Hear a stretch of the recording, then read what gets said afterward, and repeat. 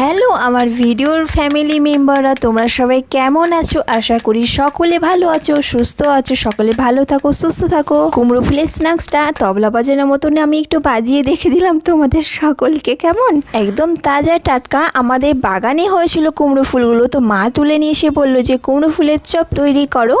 তো আমি চলে গেলাম তৈরি করতে। সুন্দরভাবে কুমড়ো ফুলগুলো আমি ভালো করে কেটে আমি ধুয়ে রাখবো। দেখতেই পাচ্ছ কতটা সুন্দর কুমড়ো ফুল, একদম তাজা তাজা। তোমরা আমাকে জানাতেও পারো তোমরা কেমন ধরনের ভিডিও চাও, তো তেমন ধরনের আমি ভিডিও নিয়ে আসার চেষ্টা করব। কুমড়ো ফুলগুলোতে পোকা থাকে, সেই জন্য ভালো করে আমি বেছে নিয়েছি। নিচে পিছনের দিকের বোটাগুলো কেটে ভালো করে আমি ধুয়ে নিয়েছি, মানে ভালো করে প্রথমে বেছে রেখেছিলাম। আর করার সময় আমি ধুয়ে নিচ্ছি, পোকা না যেন, কুমড়ো ফুলের ভেতরে না পোকা থাকে, সেই জন্য ওদিকটা ভালো করে আমি কেটে বেছে রেখেছিলাম। তো আমি ভালো করে করার সময় ভালো করে আমি ধুয়ে নিচ্ছি এটাকে, না যেন কোনো ময়লা টয়লা থাকে। আমি একটা করে ভালো করে ভাঁজ খুলে খুলে করে নিচ্ছি।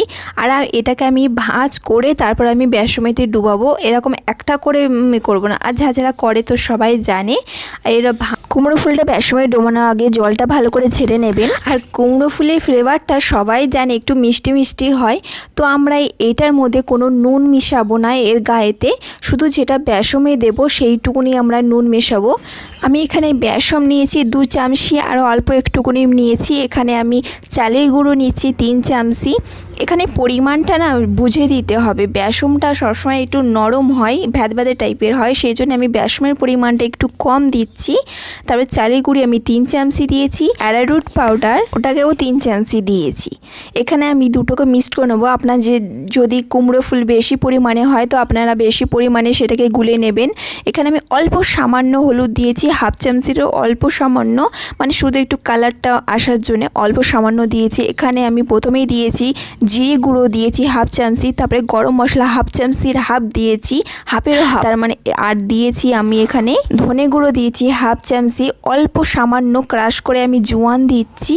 এখানে ভালো করে এটাকে আমি মিক্সড করে নেওয়ার পরে তারপর অল্প অল্প করে আমি জল মিক্সড করব। এর মধ্যে আমি পরিমাণ মতন অল্প করে নুন দিয়ে দেবো। এগুলো সবই আমি বাড়ির মশলা, কড়া মশলা, ধনে গুঁড়ো, গরম মশলা, জিরে গুঁড়ো সবই বাড়ির করা। এগুলো আমার ভিডিওতে যদি করতে চান তো আমার ভিডিওতে এগুলো দেখতে পেয়ে যাবেন। যদি আপনারা লিংক চান সেটাকেও চেয়ে নিতে পারেন। থিকনেসটা দেখতেই পাচ্ছেন কেমন। প্রথমে একটু মোটা ধরনের গুলে নেবেন, দিয়ে একটা কুমড়ো ফুল দিয়ে দেখবেন যে কীরকম হয়েছে। খুব কি গায়ে একদম থ্যাপ হয়ে পুরো বসে যাচ্ছে এরকম একদম আমরা চাই না। তো একটু কুমড়ো ফুল যেন আমরা ফ্লেভার চাই, তো সেই জন্য আরেকটু সামান্য একটু জল দিয়ে আরেকটু গুলে নেব। দিয়ে যেন কুমড়ো ফুলে যেন শিরাটা যেন দেখা যায়। ওর উপর শুধু একটা 2 লেয়ার মতন পড়বে, ঠিক আছে? 2 লেয়ার মতন পড়লে আমাদের ভাজাটা একদম ক্রাঞ্চি, আর কুমড়ো ফুলের ফ্লেভারটাও আমরা পাবো। হালকা হালকা শিরাটা দেখা যাচ্ছে, দেখতেই পাচ্ছেন, সকলে দেখতে পাচ্ছেন আশা করি। তো আমি এখানে তেলটা চাপিয়ে দিয়েছি আগে থাকতে। তো আমি এখানে না তিল মেশাবো, সাদা তিল যেগুলো পাওয়া যায় দোকানে কেনা, সাদা তিল মেশাচ্ছি। ওপরে প্রথমে বেসমের মধ্যে মিশিয়ে নেবেন সাদা তিল 2 চামচি মতন। তারপরে যেটা কুমড়োর ফুলটা দেবেন না, তার ওপরে অল্প করে ছড়িয়ে দেবেন, ঠিক আছে? এটা তারপরে তেলের ওপরে হালকা করে দিয়ে দেবেন, তার ওপরে তিলটা ভাসবে, তার সাদা সাদা বোঝা যাবে। আর আরেকটা পদ্ধতি যেটা করতে চান, তেল বেশি দেবেন না, ডিপলি তেল দেবেন না। কুমড়োর ফুলে যেটা বেসম যেটা কাঁচা কাঁচা হয়ে যেটা তেলে ফেলার পরে দেখা যায় না, তার উপরে হালকা করে ছড়িয়ে দেবেন কুমড়ো ফুলের ওপরে, সেটাতেও বোঝা যাবে, ঠিক আছে? এই দুটো পদ্ধতি না যদি করতে পারেন, যদি প্রবলেম হয় তো বেসমের মধ্যে গুলে নিতে পারেন। বেসমের মধ্যে অবশ্যই সেটা প্রথমে গুলে নেবেন, তারপরে ওপরে সাদা ওইগুলো যেটা 2টো পদ্ধতি বললাম সেটা সাদা সাদা হয়ে দেখা যাবে আর কি, ওই পদ্ধতিটা করলে।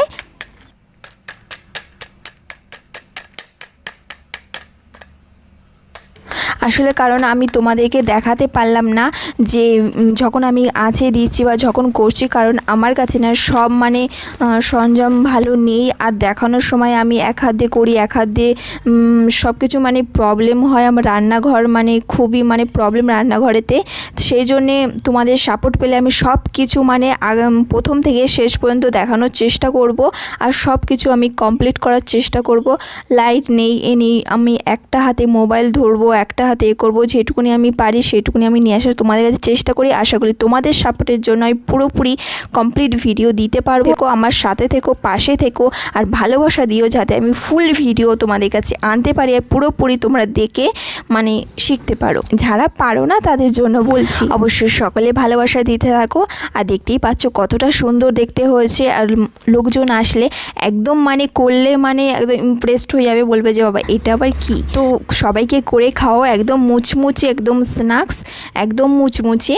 তো দেখতেই পাচ্ছ কত সুন্দর হয়েছে, কেমন আওয়াজ সেটা তো দেখতেই পাচ্ছ। মানে ডালের পাতে মুড়ির সাথে এমনি স্ন্যাক্স হয়ে সব কিছুতেও দারুণভাবে মানে ট্রাই করতে পারেন, সব কিছুর সাথেই তো দারুণ খেতে লাগবে। ট্রাই করে দেখুন। অবশ্যই আমার ভিডিও ভালো লাগলে লাইক করুন, সাবস্ক্রাইব করুন। আমি একটাকে ভেঙে দেখাচ্ছি, দেখুন।